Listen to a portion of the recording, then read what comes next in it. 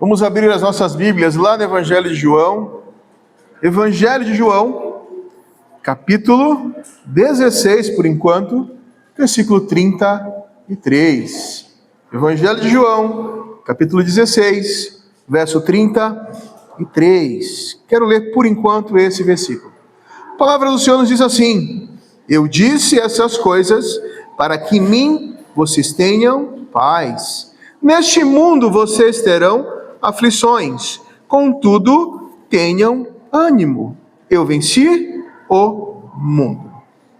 Muito interessante, porque na semana passada seguimos aí o final, ou o roteiro final proposto por João no seu Evangelho, no capítulo 16, pensando naqueles últimos versos, quando Jesus vem falando com os seus discípulos e segue aquela rota, então, de conforto, de exortação, de conselho, àqueles que ficariam, que permaneceriam após a sua morte. Aqueles discípulos mais próximos, que tinham andado com Jesus, caminhado com Jesus, escutado então as instruções propostas por Jesus em primeira mão, de forma bem próxima, sem intermediários, mas que receberam a mensagem de forma direta do Mestre, do Senhor e do Redentor. Acho interessante porque o capítulo 16, Jesus começa assim: Eu tenho dito tudo isso para que vocês não venham a tropeçar. Estou trabalhando com vocês de forma a prevenir que todos esses eventos propostos sejam a vocês causa de tropeço. Que esses eventos não tragam a vocês revés, mas que vocês estejam preparados, então, para caminharem como servos do Senhor, focados em fazer a vontade do Senhor, em glorificar ao Senhor, em permanecer firme, seguindo as orientações propostas pelo Senhor. Estou dizendo isso para que vocês não sejam surpreendidos. Impressiona a forma como Jesus então trata aqueles discípulos mais próximos, o cuidado, o zelo, o apreço, a instrução dada, as informações passadas. É como alguém que com um mapa mostra quais serão os perigos dispostos no roteiro a seguir. Exatamente para que eles não fossem, então, surpreendidos. Para que eles não fossem, então, alcançados pelo desânimo. Porque é algo comum. Eu não sei vocês, mas quando eu me deparo com um percalço, eu me faço perguntas. Eu tenho o hábito de me fazer questionamentos. Mas será que eu deveria realmente ter seguido essa direção? Será que realmente o caminho, o roteiro proposto era esse? Será que realmente eu deveria ter tomado essas decisões? Jesus fala então para os seus discípulos que tudo aquilo que ele falava, tudo aquilo que ele instruía, todas as suas palavras finais tinham como finalidade alertá-los acerca dos desdobramentos de serem servos comprometidos com o Senhor. Percalços existiriam, dificuldades surgiriam, mas eles deveriam permanecer firmes. Interessante quando soltamos todo o capítulo, e aí paro para observar no último verso lido nessa noite, ele diz assim: Eu disse essas coisas para que em mim tenhais paz. Eu falei tudo isso e expliquei, não para que você busque no mundo paz, não para que você busque no mundo satisfação, mas ao contrário disso, para que em mim, em Cristo, vocês tenham paz. O roteiro vai ser difícil, mas eu, Cristo, sou um porto seguro. Eu, Cristo, sou o que promovo ao homem paz, tranquilidade, descanso e sossego. Num trajeto tão difícil, complicado e árduo. Essa é a fala de Jesus para os seus discípulos. Essa é a proposta dele ao longo desses versículos e ao longo dessas semanas, quando pensamos em torno disso. Jesus alerta mais uma vez no final: neste mundo vocês terão aflições. É um mundo de dor, é um mundo de sofrimento. Como o próprio Jesus propõe, é um mundo de aflições. Não se enganem. A vida não vai ser fácil, a vida não vai ser simples. A vida não vai sorrir para nós. Mas como ele fala anteriormente, ele fala aos seus discípulos que o mundo os odiaria. Vocês serão odiados pelo mundo. Não serão amados.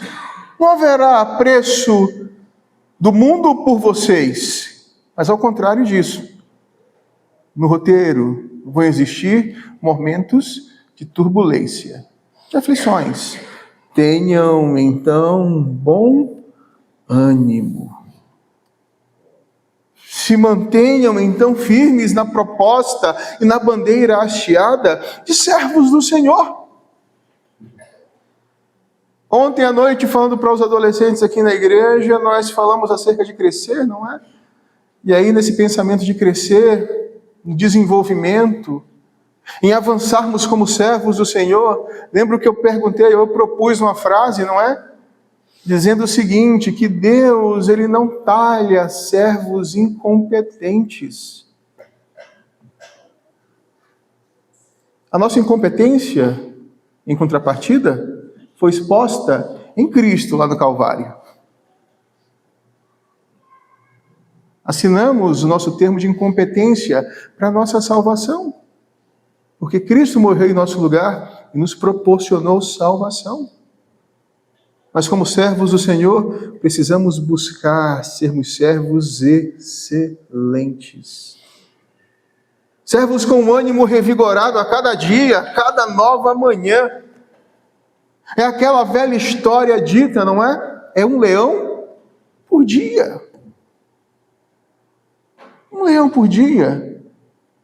Se as coisas fossem fáceis, Jesus teria dito, olha, tenham paz, ou melhor, em outra temática, tenham um bom ânimo. Não, é tudo fácil. Interessante quando você encontra alguém na situação de tranquilidade, não é? Você bate nas costas dele e fala assim, não, fica tranquilo, rapaz, seja paciente. Não existe essa proposta para quem está tranquilo. O bom ânimo é para quem está ou enfrentará lutas, batalhas travadas. A proposta de Jesus é deixar os seus servos cientes de que o roteiro não será fácil. Eu tenho dito isso já há alguns anos aos irmãos. A vida cristã não é fácil. Quem te falou que a vida cristã é fácil, ou te enganou de forma maldosa, ou vive enganado. Porque o próprio Jesus nos disse que a vida cristã seria difícil, que haveriam ali aflições, que neste mundo o roteiro e o trajeto não seria fácil, mas tenham ânimo. E ele diz o quê? Eu venci. Muito interessante, né? Porque a vitória de Cristo com relação ao mundo se deu lá na cruz do Calvário. Esses são os últimos dias de vida aqui no seu ministério terreno. Jesus está naquele momento em que ele vai fechando, compondo as últimas peças da sua missão. Ele diz, eu venci o mundo, lá na cruz do Calvário. Nesse tom de despedida, nesse aspecto de aflição, acho interessante o roteiro que se segue, porque Jesus ele não para por aí. Ele não simplesmente alerta com relação às dificuldades, às aflições, aos perigos, mas ele se dispõe a partir do verso, ou melhor, do capítulo 17, ele se dispõe agora a orar, a interceder ao Senhor. Enquanto eu li esse texto e o preparava, me recordei de um personagem muito conhecido nosso, Daniel. Quando Daniel vê que o cenário ficou complicado, que ele é noticiado então de um edito, em que ele não poderia orar, elevar os seus pensamentos a outra divindade, a não ser ao próprio rei, Daniel faz aquilo que lhe era de costume, ele vai para o seu quarto, e como ele fazia normalmente 3 vezes por dia, Com as suas janelas abertas para Jerusalém, Daniel ora. A partir do capítulo 17, do verso 1, é o que Jesus faz. Ele alerta os seus discípulos com relação às lutas, às dificuldades, às aflições, mas ele não para por aí. Ele não diz assim: olha, agora cada um de vocês se virem. Cada um de vocês sigam as suas próprias vontades ou seus próprios desejos, mas o que Jesus faz é propor ao Pai orações bem específicas. Jesus começa orando por si mesmo. Vamos ler do verso 1 ao verso 5 do capítulo 17, e a palavra do Senhor nos diz assim: depois de dizer isso, Jesus olhou para o céu e orou: Pai, chegou a hora, glorifica o teu Filho, para que o teu Filho te glorifique. Pois lhe deste autoridade sobre toda a humanidade, para que conceda a vida eterna a todos os que lhe deste. Esta é a vida eterna, que te conheçam, o único Deus verdadeiro, e a Jesus Cristo a quem enviaste. Eu te glorifiquei na terra, completando a obra que me deste para fazer. E agora, Pai, glorifica-me junto a ti, com a glória que eu tinha contigo antes que o mundo existisse. Jesus faz uma oração simples, pequena, singela, mas cheia de significado. É uma oração que continha vários aspectos, porque Jesus fala do quê? Da aflição, da dor, do ódio, da perseguição, e agora ele fala: espera um pouquinho, vamos agora recorrer ao Pai, vamos levar ao Pai, então, o nosso pedido, a nossa dor. Vamos levar ao Pai as nossas orações, vamos colocar diante de Deus aquilo que de repente aflige o nosso coração. O que é completamente indicado a todos aqueles que servem ao Senhor. Elevar ao Senhor os seus pedidos, elevar ao Senhor as suas dores, colocar diante dele as suas aflições. Tendo dito, ou depois de dizer tudo isso, Jesus olha para o céu e ora. Ora para o céu fazendo referência ao Pai, indicando a quem ele eleva a sua oração e o seu pedido, elevando os olhos e dizendo: olha, esse Pai que está acima de nós, escute o meu clamor, escute a minha oração, escute então o meu pedido. Fomos ao longo de alguns anos ensinados que não deveríamos mais clamar ao Senhor, mas ao invés de clamar ao Senhor, deveríamos exigir do Senhor. Jesus nos mostra de maneira prática que não é exigência, mas é reconhecimento de grandiosidade de Deus, do poder de Deus, da glória de Deus, da majestade do Senhor. O filho pede, o filho suplica ao Pai e não exige. O filho não determina, o filho não ordena, mas suplica então ao Pai. Jesus fala nas suas primeiras palavras: Pai, chegou a hora. Não sei se vocês pararam para observar, mas Jesus vem trazendo aqui uma espécie de despedida para os seus discípulos, mostrando a eles que ao seu fim, que a sua morte se aproximava. Os discípulos em alguns momentos não entendiam, parecia que não compreendiam, em outros passaram a entender, mas Jesus agora é bem explícito: chegou a hora. É chegado o momento. Vi um comentarista falar que muito provavelmente essa oração tenha sido feita lá no Getsemane. Provavelmente. Não é certeza. É um lugar de sofrimento, é um lugar de aperto, é um lugar de dor, é um lugar então de intensa angústia. Não pense que Jesus estava lá naquele instante orando, sentado numa pedra, não é? Observando e contemplando as estrelas com tranquilidade. Irmãos, o que se seguia aqui era o alto sacrifício de Cristo por mim e por você. Assumindo o peso do meu pecado, assumindo o preço que recaía sobre os meus ombros. Era a justiça de Deus sendo realizada em Cristo Jesus. Era a morte, então, do inocente pelo pecador. Não era um momento de contemplação.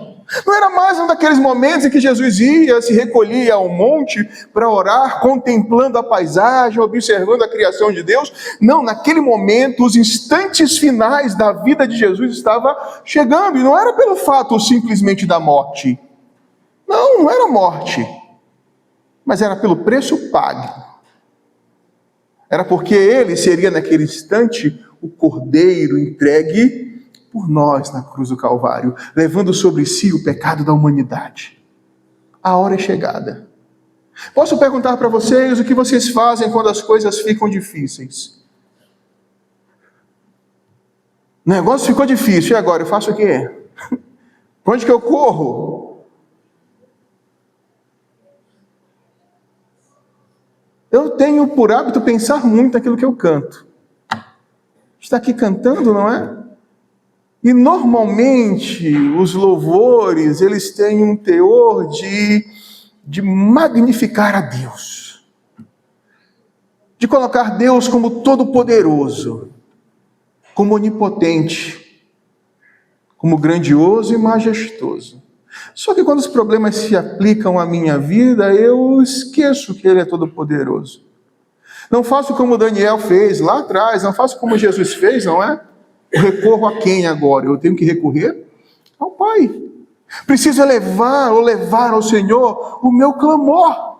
Preciso levar ao Senhor, então, a minha angústia. Preciso apresentar a Ele aquilo que me tira a paz ou que me causa aflição. Porque, repito, o momento que Jesus vivia naquele instante não era um momento de contemplação e de tranquilidade, mas a hora da sua morte por nós se aproximava. A hora do momento do pagamento pelo meu pecado se aproximava. Ele ora: Pai, chegou a hora. Pai, nesse momento, glorifica o teu filho, para que o teu filho te glorifique. Eu não sei se você já recebeu alguma missão na vida. Eu já recebi várias. Quando eu era criança, minha missão era comprar pão na padaria. E a missão realizada com sucesso, qual que era? Era voltar com os pães intactos e com troco, se assim tivesse. A missão era essa. O tempo passou. As missões foram sendo diversificadas, não é? Agora, na vida adulta, as missões que eu recebo são, não é? Olha, as crianças estão aí em casa essa semana, deixei frango temperado na geladeira, tem uma carne ali que é para você fazer na quarta-feira, tem outra que é para fazer na quinta e deixar para o almoço da sexta. São missões. E busco cumprir as minhas missões.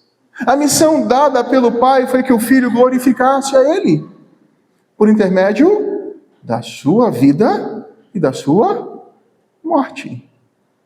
Imaginem Jesus caminhando toda a sua vida, e falamos isso ontem à noite, na ida dos seus pais, da sua família, dos seus amigos a Jerusalém, por conta da celebração da Páscoa, e em dado momento, José e Maria olham para o lado e perguntam: cadê Jesus? Cadê Jesus? Procura Jesus entre os parentes, não encontra Jesus, eles voltam para Jerusalém. Imaginem o desespero deles, porque Jesus era um adolescente de 12 anos de idade. E quando voltam, encontram Jesus no templo, jogando bolinha de gude. Não? Eles voltam para o templo e encontram Jesus empinando pipa. Também não? Eles encontram Jesus discutindo, conversando com os mestres da lei. É interessante porque na minha versão diz que Jesus perguntava e ouvia.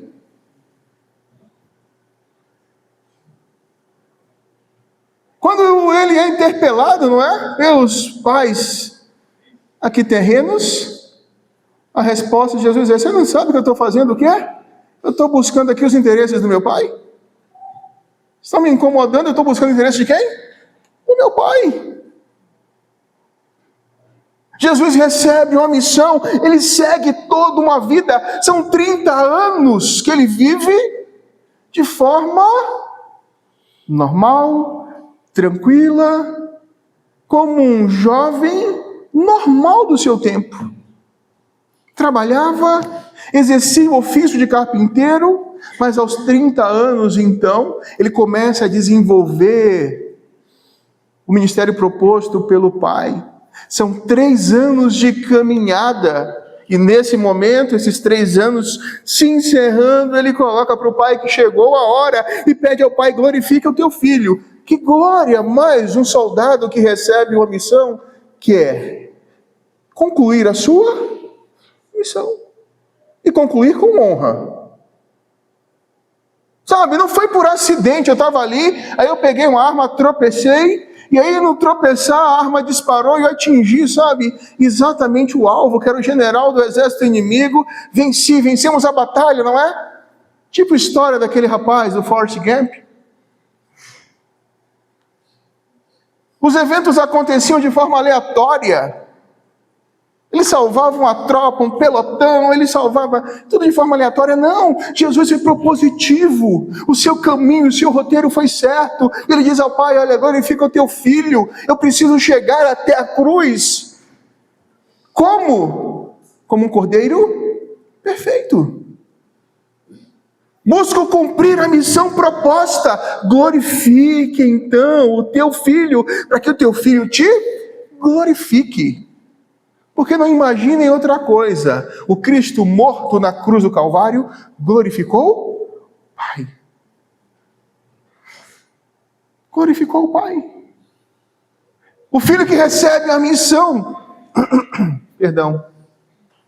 O filho que recebe a missão e leva essa missão a termo é a alegria, é a satisfação, é a honra do Pai. Jesus diz: olha, eu quero chegar e preciso chegar e vou chegar à cruz. Me glorifique, Pai, para que eu possa te glorificar. Para que em mim, na minha morte, no meu sacrifício, o Senhor seja então glorificado e exaltado. Para muitos é difícil entender isso, mas a proposta de Cristo, ao nascer, foi morrer na cruz do Calvário. Foi cumprir o plano de Deus. Porque não pensem que Jesus era o plano B. Jesus sempre foi o plano A. Jesus não é aquela ideia: olha, eu criei o homem, deu errado, e agora coloca Jesus no cenário para poder então restaurar. Não. Deus não é surpreendido, Jesus sempre foi o plano A. Glorifique o Filho, para que o Filho então te glorifique. Jesus continua orando e diz: pois lhe deste autoridade sobre toda a humanidade, para que conceda a vida eterna a todos os que lhe deste. Glorifique o Filho. Por quê? Porque a incumbência do Filho é levar a vida eterna a todo aquele que o Senhor me deu. Se Cristo então não chegasse à cruz do Calvário, se Cristo então não morresse na cruz do Calvário, se Cristo então não se entregasse, a sua missão não seria plena, e não seria Ele então o único caminho proposto a levar o homem a Deus. Se Cristo não chegasse à cruz do Calvário e não morresse em nosso lugar como um cordeiro perfeito, proposto por Deus, não seria Ele então a fonte de vida eterna. A proposta de Cristo é cumprir a sua missão, e ora buscando do Pai conforto, ora buscando do Pai força, ora buscando do Pai condições, como homem, para caminhar e caminhar até a cruz. Para cumprir o seu papel, para executar então a sua missão. Nós deveríamos ser mais ligados com o Senhor quando o assunto é oração. Colocarmos diante dele as nossas dores, as nossas angústias, as nossas necessidades. Deveríamos fazer como Jesus, entendermos qual é a nossa missão. Qual o seu papel como servo do Senhor? Você faz essa pergunta, você avalia dessa forma? Porque normalmente o que parece é que nós somos grandes fazedores de favores ao Senhor. Parece que o Senhor precisa de nós, não é? Quando na verdade somos nós que precisamos dele. O Senhor é pleno em si.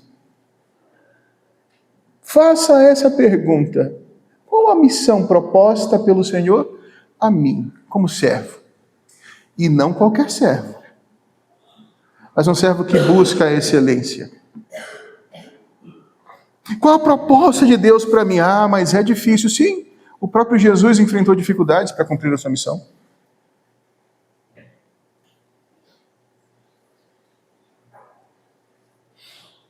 A missão proposta pelo Pai é que Cristo então morresse, se entregasse na cruz, pagasse o nosso preço e proporcionasse ao homem vida eterna. Fácil isso? Simples, sabe? Eu vou ali na terra morrer pelo homem. Citei algumas semanas atrás aqui, mesmo nesse púlpito, Jesus não veio à terra fazer mochilão. Não, estava no céu, sabe? Vou lá dar uma andada pela terra.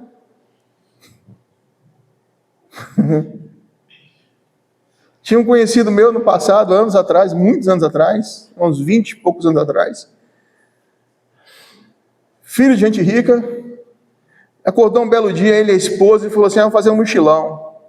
Aí foram para a Europa, aí para a Espanha, Portugal, sabe, um monte de país, Holanda e tal, França. Aí quando eles voltaram, né, de lá, falando, contando as histórias e tal, me trouxe um presente para mim, né? Aí quando pegou assim da bolsa, tirou, era um chaveiro da Torre Eiffel, né? Mas foi fazer um mochilão. Jesus não estava lá no céu, entediado, e falou assim, eu vou descer, vou dar uma volta pela terra, sabe, lá no Tibete. Não veio fazer mochilão, mas veio com a proposta clara de viver e morrer em nosso lugar. Isso demandava dor, sofrimento, tentações, perseguições, ameaças de morte. Como veremos daqui a algumas semanas, agressão física, vergonha. Por quê?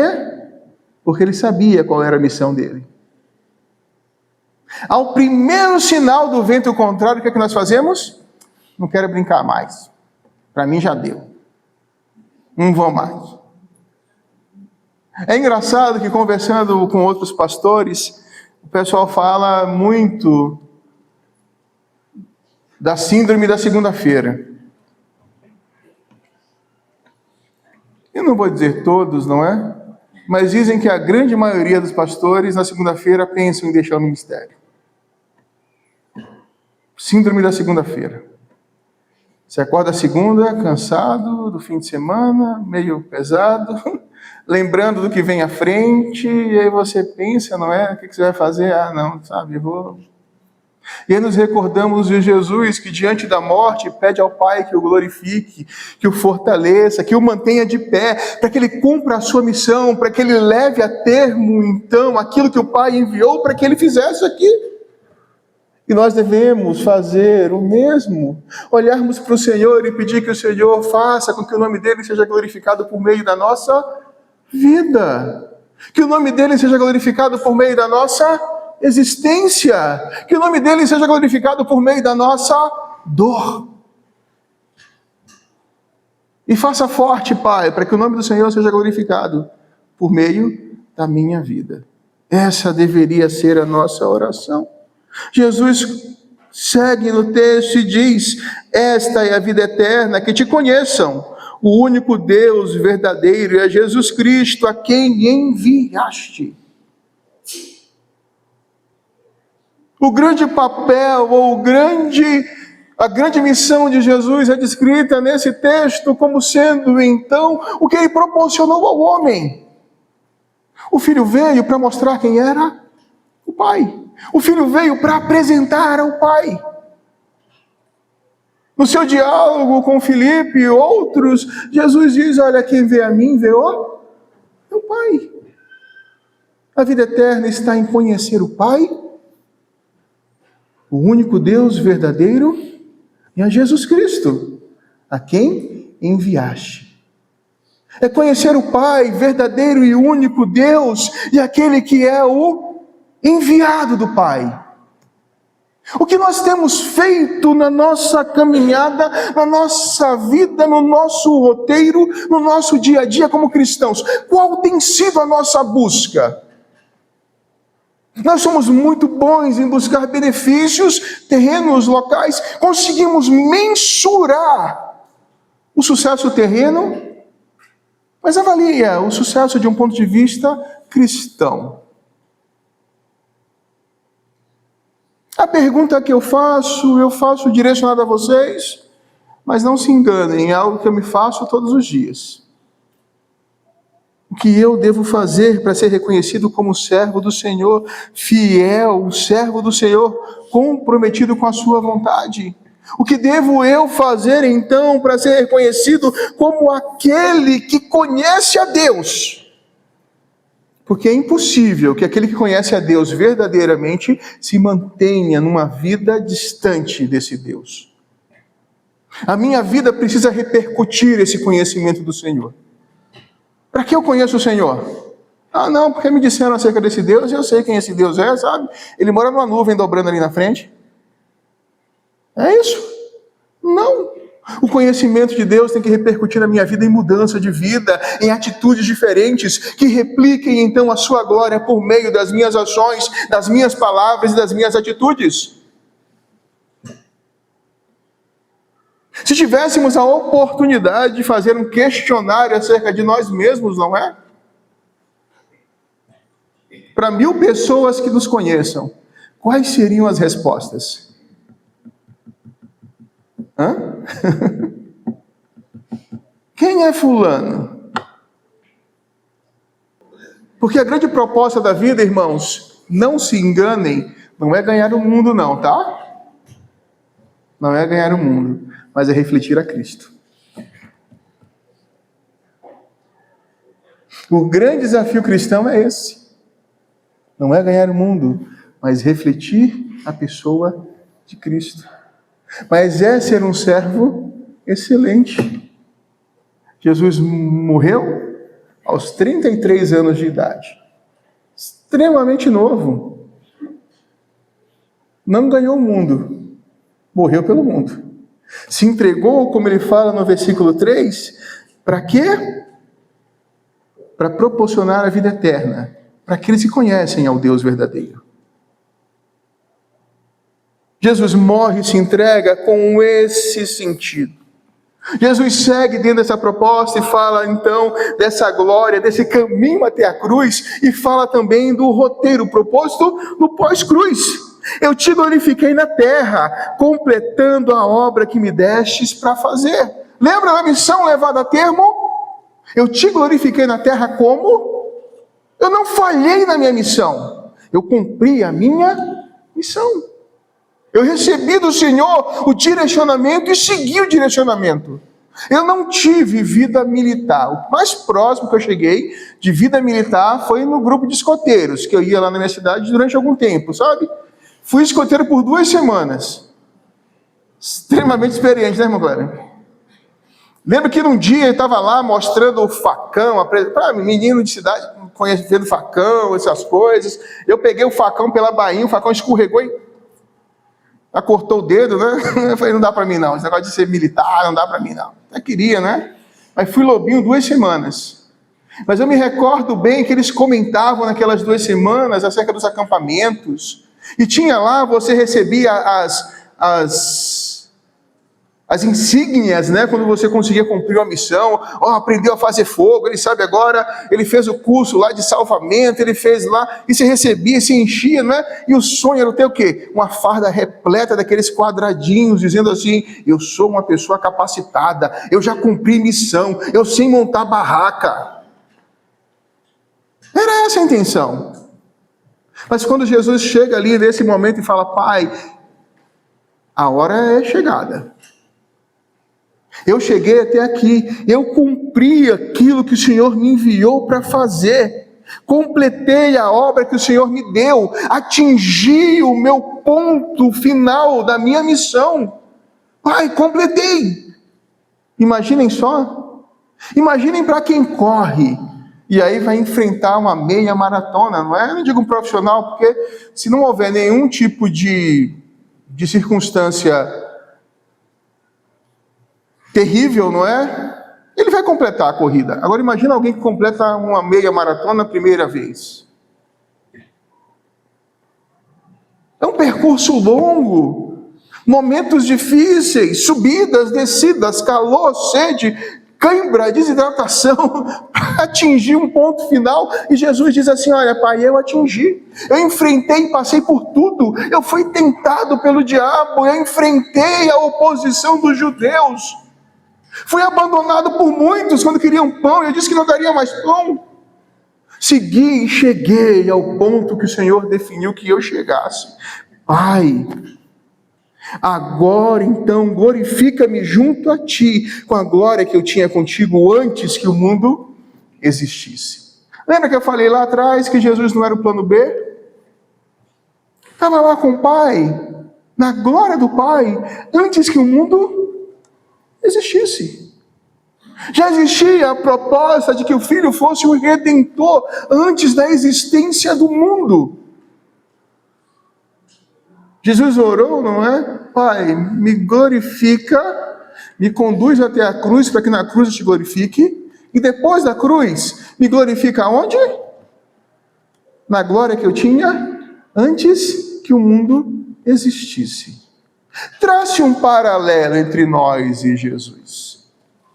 Jesus cumpre a missão proposta pelo Pai, que é morrer pelo mundo. Nós, e aí repito isso em letras garrafais, não morreremos pelo mundo, ou não morreremos por ninguém, para promover a salvação para ninguém, muito menos pelo mundo, porque essa é uma obra redentora de Cristo, e eu não usurparei por vontade e por incapacidade a obra redentora de Cristo.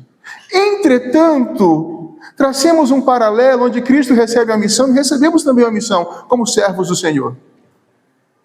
O Senhor então é quem nos fortalece para continuarmos a caminhar e glorificarmos ao Pai na nossa vida, nas nossas ações, no nosso dia a dia, no nosso roteiro diário, diante das dificuldades que enfrentamos.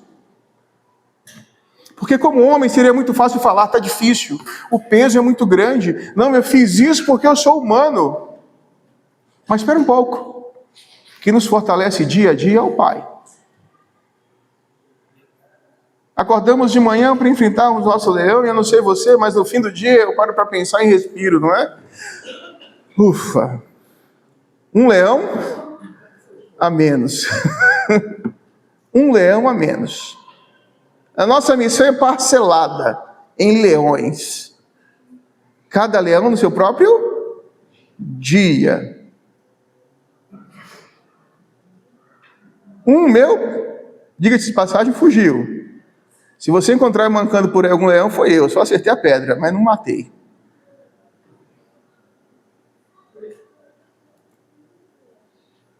Dia a dia.